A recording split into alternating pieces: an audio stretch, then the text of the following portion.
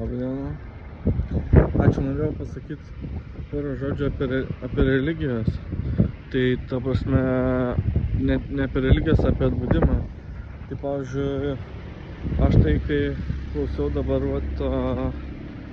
apie krišnaitus ir apie atbudimą, išsitapatinimą iš kūnų, tai tarkim, aš pats praktikavau Krišnos garbinimą ir meditavimą, ta prasme, į Krišną, ten mantrų kartojimas, ten ir maldas, aišku, esu bandęs.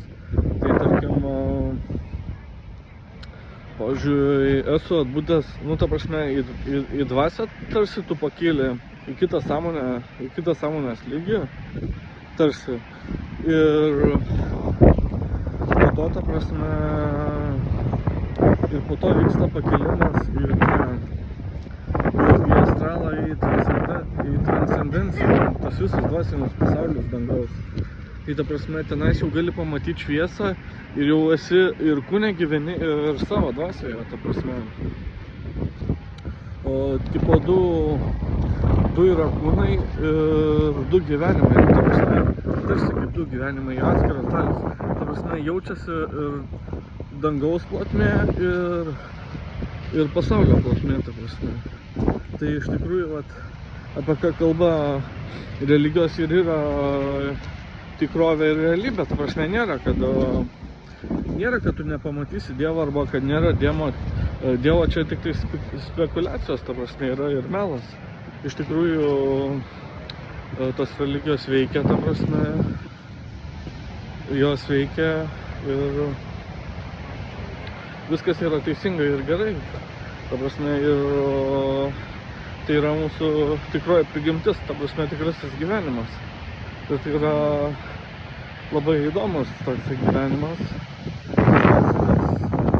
Ir kita laimės rūšis eina, ten ekstazės, nirvanos visos. Plius, ta prasme, jeigu yra patyrimas Dievo, ne tik atbudimas. Aišku, ir pati dvasia duoda laimės, bet, ta prasme,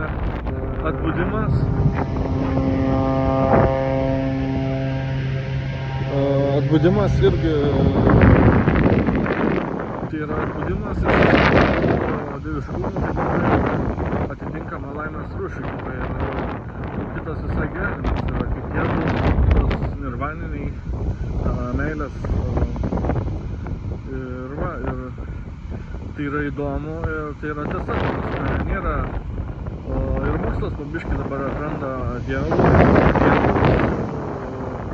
visokius atominius dievus, sprogimus, išėjimus iš kūno, reinkarnacijas. Ir tai tiek norėjau pasakyti.